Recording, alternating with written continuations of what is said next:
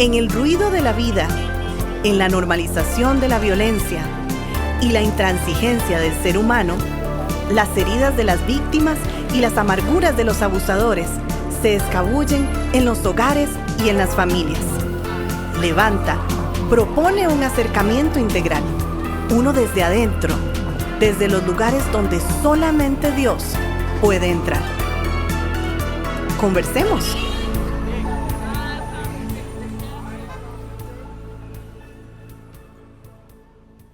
Saludos, es una alegría estar con todos este nuevo programa del podcast de Levanta y me encuentro como cada semana con mi amigo Erwin. ¿Cómo vas? Voy muy bien, mi estimado Alonso, gracias por tu saludo y muy contento de iniciar esta serie de los traumas ligados a la violencia en dos partes.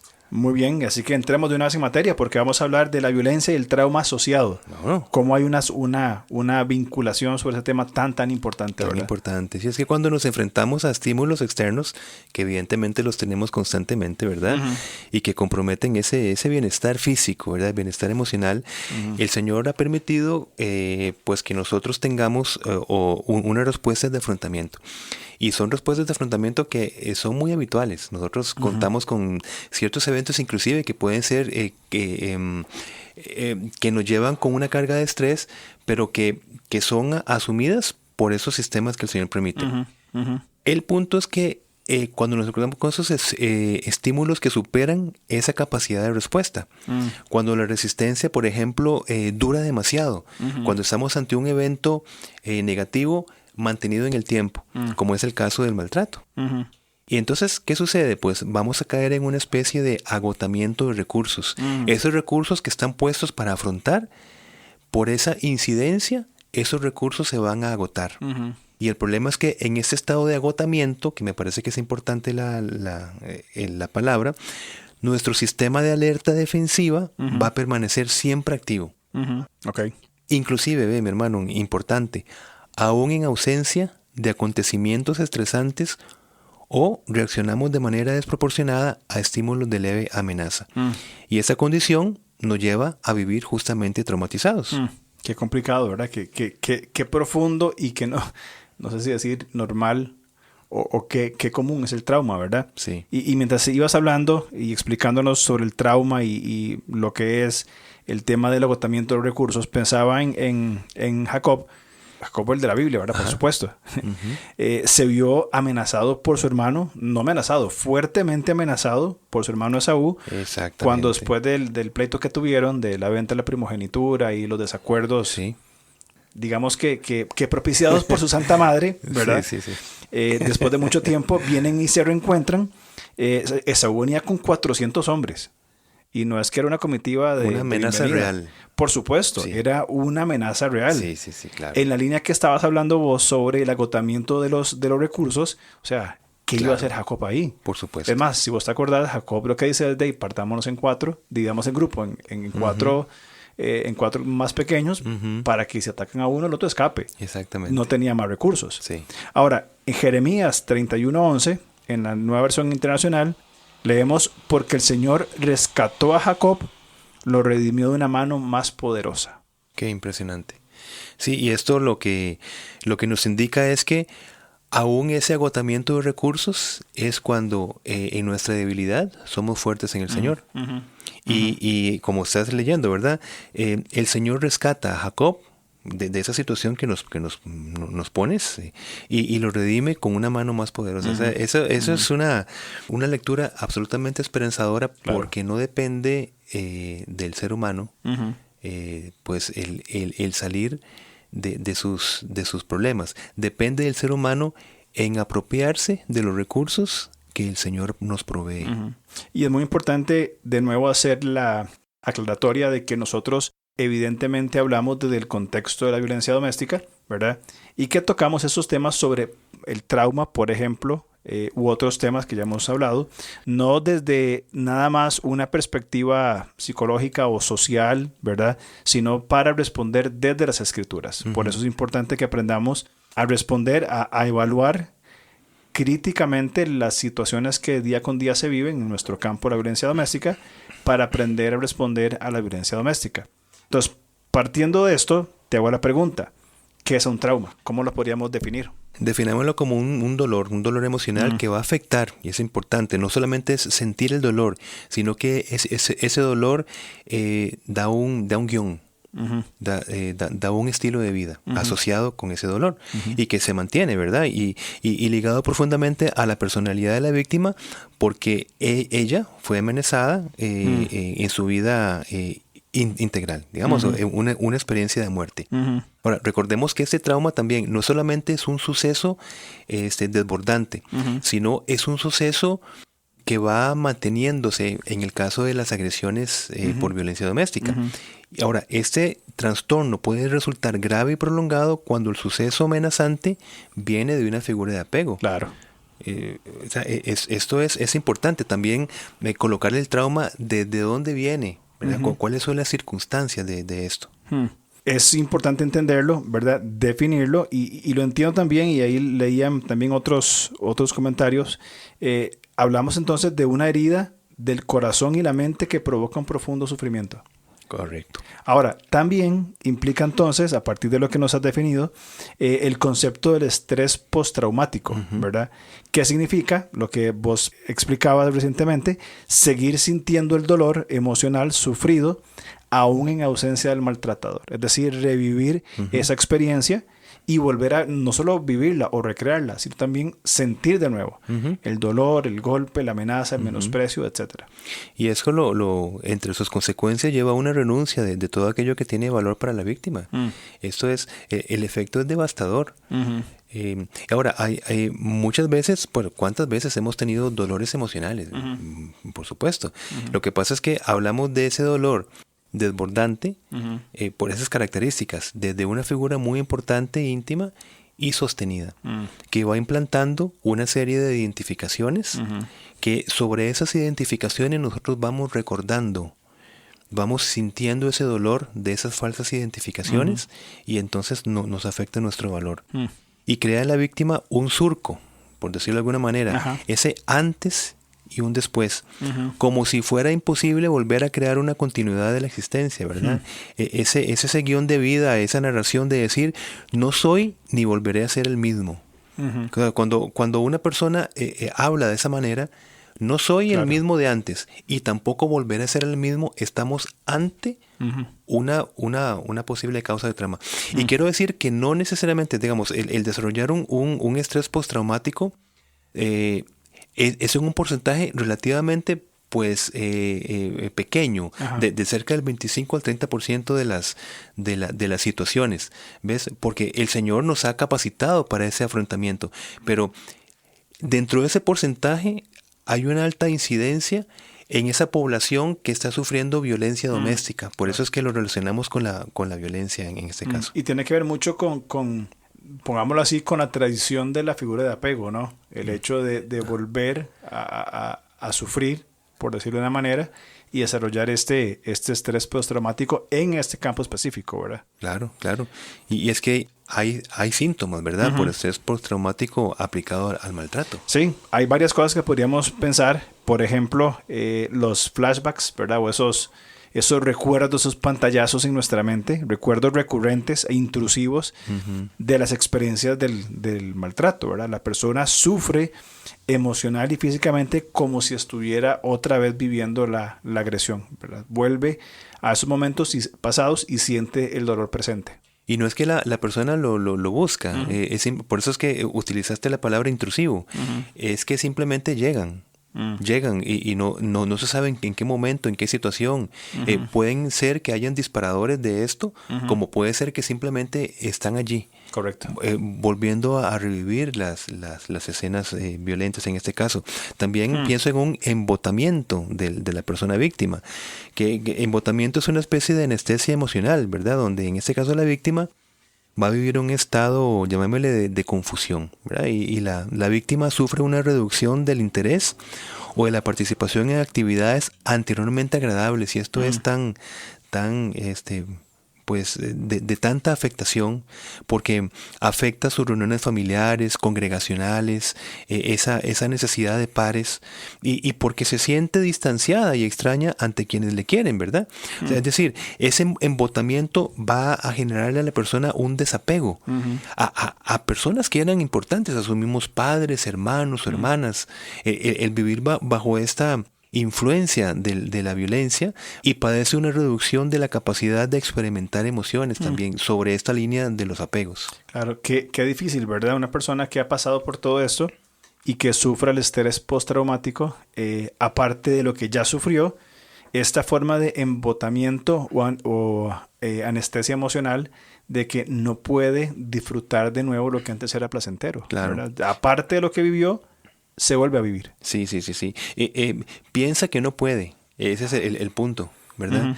Piensa que ya no puede sentir, digamos, esas conexiones necesarias relacionales. Claro.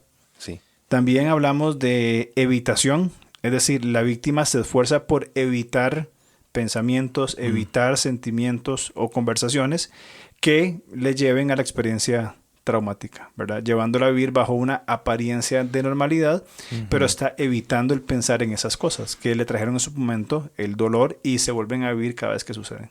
Y hay un gran problema en evitar.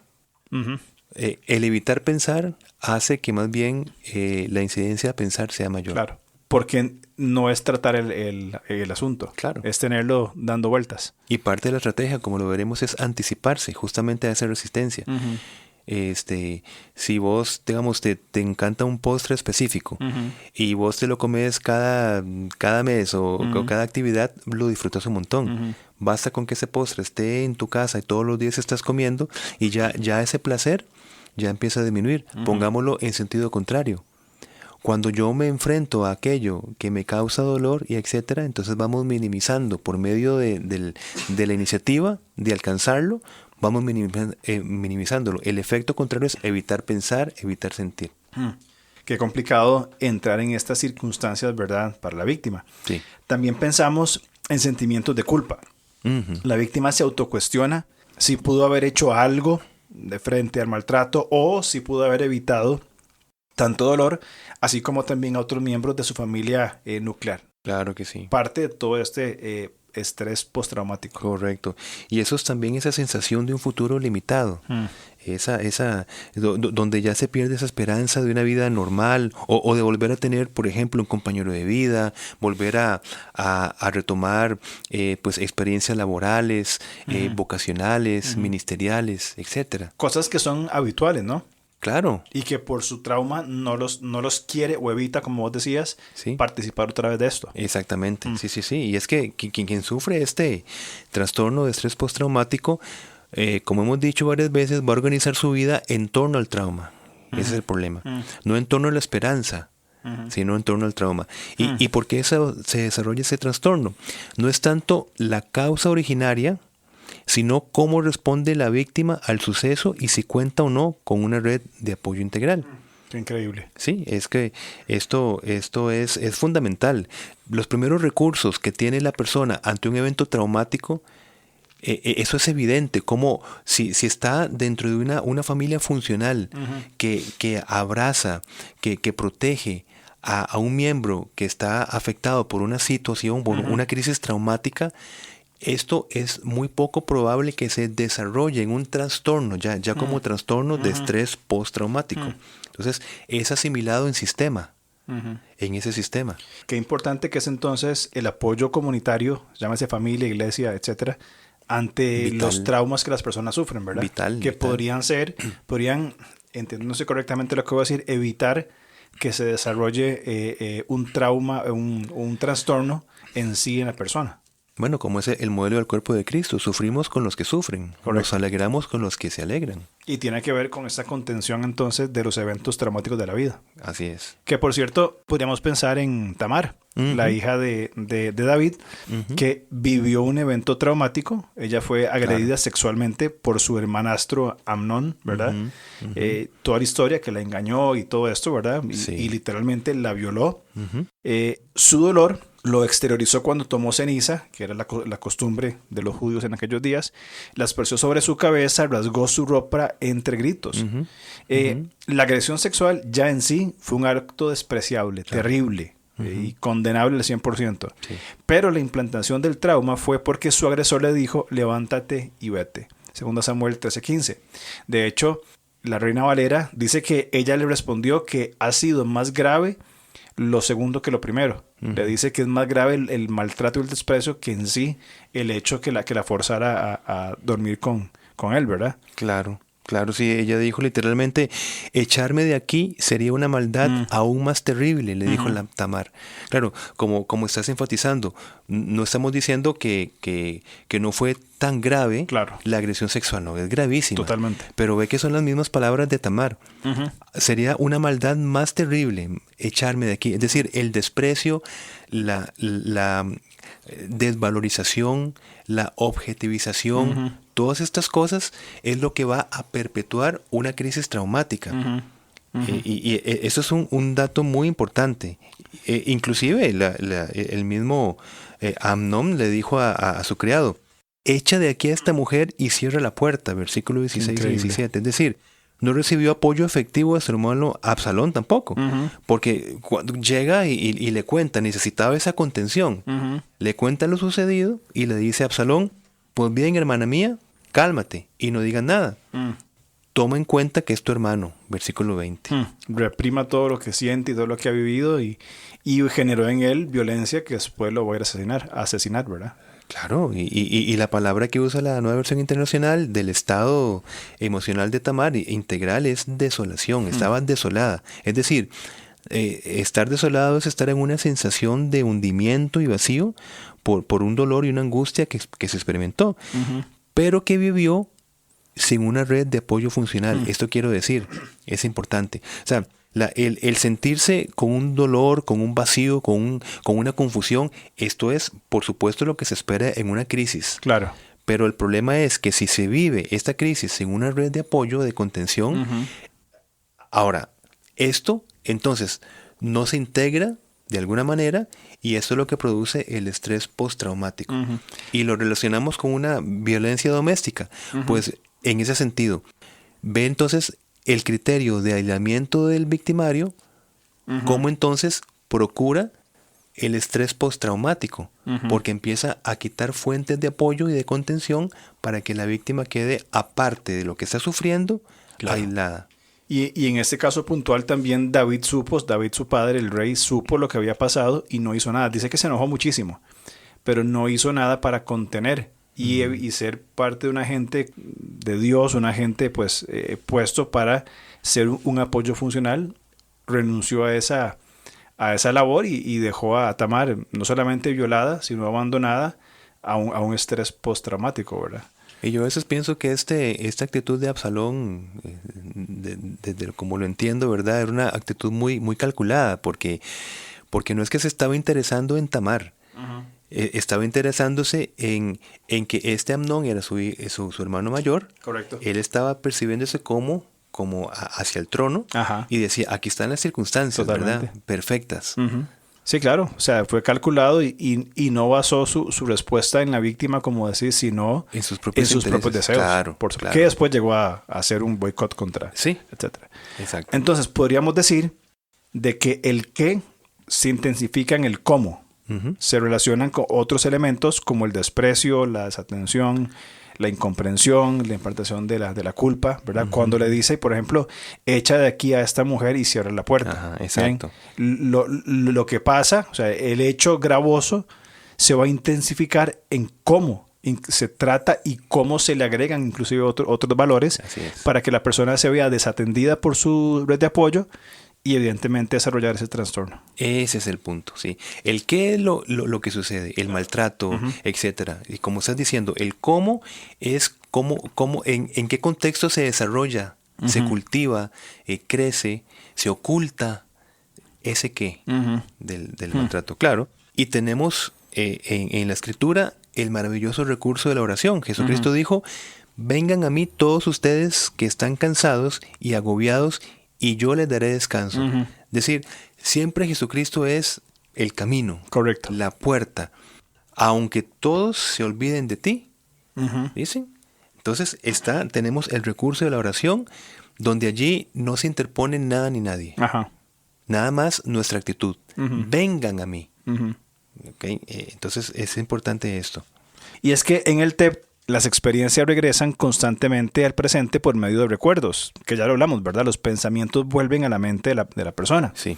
Ahora, ese venir a Cristo, que vos nos mencionabas, no es un evento único, particular en el tiempo, sino un sometimiento constante de dichos pensamientos que son intrusivos, que vienen a atacar nuestra mente, para llevarlos cautivo, todos los pensamientos que estamos conversando, para que se sometan a Cristo, según 2 Corintios 10:5. Bien, ese llevar, ahí en Corintios, es un verbo presente activo y significa una acción continuada, es decir, algo que se va repitiendo en el tiempo una y otra vez. Por eso es importante entonces, cuando hablamos del estrés postraumático y el trato dentro de una perspectiva de la respuesta que es Cristo, como vos decís, tiene que ver con que si no sometemos estos pensamientos a Cristo, nuestro sistema nervioso no se integra por sí solo. ¿Bien? Sí. Cada recuerdo del trauma se va a convertir en una fuente de pánico, claro, volviendo a revivir los eventos, volviendo a sentir los eventos y trayendo el fruto en la vida de las personas. Entonces es sumamente importante desarrollar una participación activa en nuestra sanidad emocional. ¿Bajo qué?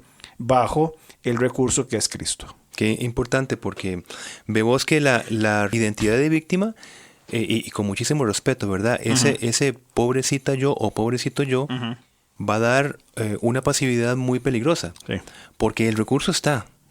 Pero aquí lleven todo pensamiento cautivo al sometimiento a Cristo.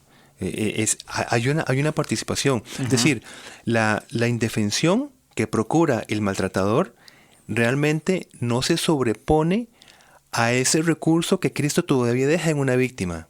Y yo lo quiero creer de esa manera. Como pasó con el pecado.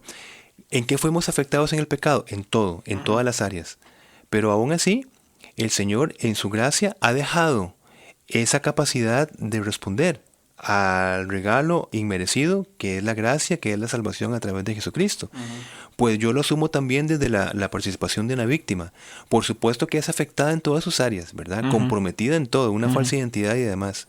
Pero aún así está ese llamado a decir, yo no voy a hacer esto por usted.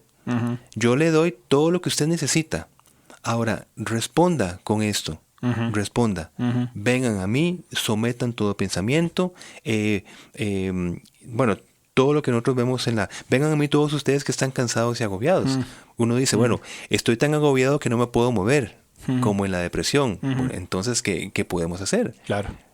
Hay uno decir, vengan a mí ustedes, yo sé que están agobiados, pero yo les he dado todavía la capacitación para que vengan a mí. Correcto. Yo conservo eso. Sí, claro, el Señor provee todos los recursos necesarios para tratar las diferentes dolencias, como eso que estamos conversando hoy. Vos hablabas sobre el recurso de la oración, pensemos en el recurso de la palabra de Dios, pero hay un llamado puntual de que la persona venga, una disposición, una acción, sí, aún en sus más lamentables condiciones, hay esa capacidad de decir, bueno, voy a ir al Señor.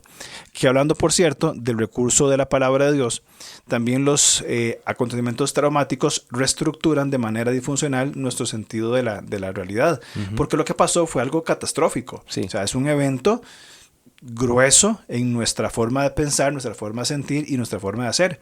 Entonces, la palabra de Dios nos lleva a que, entre muchas cosas que van sucediendo, a un cambio psicológico. Porque nuestra psique, nuestra mente, recibe nuevo poder y nueva orientación mediante la renovación de nuestra mente.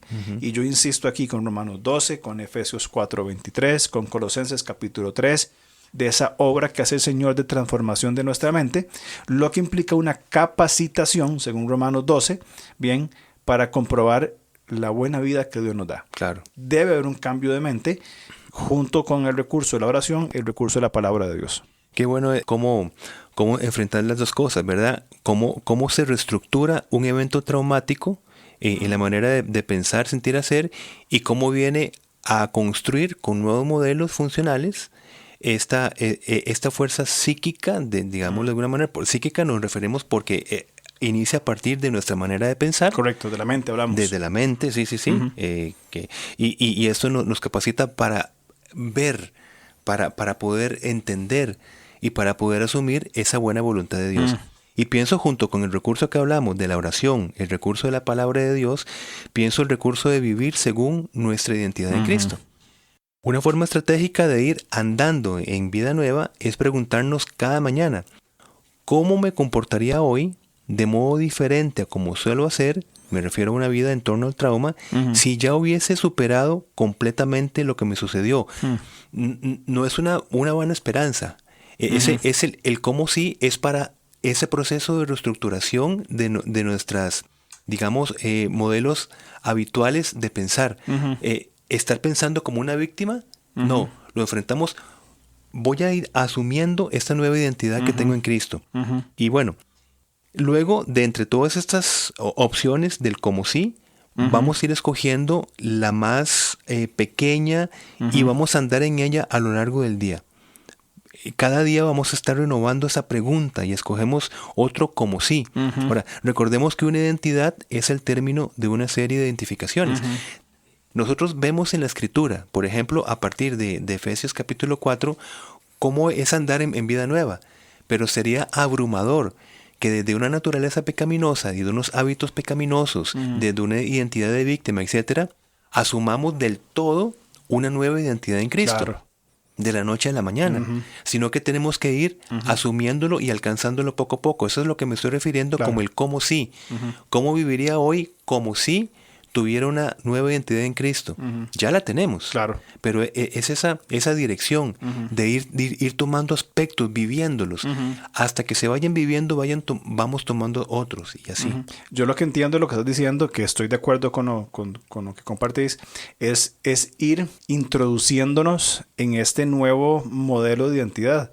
Es decir, vos pones el ejemplo, o preguntarme cada mañana cómo viviría así, ¿verdad? Y no es... Y sé que no es tu punto, ¿verdad? De decir, bueno, esto es un pensamiento positivo simplemente. Exacto. Sino es el dimensionar la realidad de que soy nueva criatura en Dios, tengo una nueva vida y que me introduzco día con día. Decido, es el aporte, es la iniciativa, es el ir al Señor los que estamos cargados y trabajados. Es esa iniciativa, comenzar a permitir que el Señor transforme todo nuestro ser. Claro. Entonces me parece muy interesante el vivir y el preguntarnos, de hecho, de forma práctica, ¿verdad? Bueno, ¿qué pasaría si hoy yo vivo de tal manera? Claro. ¿Cómo podría responder? Y eso aunado con el recurso de la oración y la Biblia van transformando todo nuestro ser. Yo estoy convencido, y creo que es así, de que la palabra de Dios transforma todo nuestro ser, inclusive las composiciones de nuestro cerebro, de cómo respondemos a nivel neurológico sí. A la vida. Una persona que va aprendiendo la palabra de Dios y que comienza a cambiar, a dejar estas falsas identidades y comienza a recuperar lo que ya Cristo ha ganado por nosotros, inclusive su funcionamiento cerebral va a cambiar con nuevos hábitos, nuevas costumbres. Sí. Desde ese punto de vista somos reestructurados en nuestra manera de pensar, en cómo se estructura todas nuestras conexiones neuronales, ¿verdad? Exacto. Por decirlo de una manera medio técnica, pero es un proceso del poco a poco, es lo que queremos decir. Es un proceso. Es un proceso, es como decirle a una persona que la encuentren absolutamente desnutrida y que de repente le den una comida con todas las... Un buen asado con costilla. Oye, la matan a la persona. Por supuesto. ¿No? Entonces, tiene que ir en un proceso de recuperación, ir asumiendo esta nueva identidad en Cristo. En Cristo somos nuevas criaturas, por supuesto. Así es, ese es el amén contundente. Claro. Ahora tenemos que ir aprendiendo a andar en vida nueva. Es como lo que estás diciendo, lo entiendo como un ser humano. O sea, un niño, un bebé, desde que es gestado en el vientre de su madre, ya es un ser humano, aún en el vientre de su madre, que debe ir por un proceso de maduración a nivel intrauterino. ¿Viste qué buena palabra? No, hombre. ¿Saqué? Hasta que nace y se desarrolla. Y en cierto punto va a ser una persona totalmente independiente y capacitada para vivir una vida plena, pero tuvo que ir por un proceso. Las víctimas de violencia doméstica también deben ir por un proceso, y en un programa, vos lo mencionabas, creo, es necesario nacer de nuevo. Claro. Y comenzar de vuelta esos procesos para recuperar lo que ya Cristo ganó por nosotros. Correcto. Muy bien. Eso es un buen punto para terminar este podcast. Ese proceso de identidad no es posible si antes una persona no ha sido renacida, es decir, regenerada. Eso es vital. Correcto. Como bien habla Jesucristo, es necesario nacer de nuevo. Y a partir de allí inicia el proceso de santificación. En lo que pensamos, sentimos y hacemos. Correcto. ¿Qué te parece si extendemos una segunda parte de este programa? ¿Necesarísimo? Ok. Entonces la otra semana seguimos conversando sobre la violencia y el trauma asociado, parte número 2. Claro que sí, acompáñenos y los esperamos, si Dios nos permite, la otra semana. Perfecto, nos vemos si Dios quiere. Chao. Muchas gracias.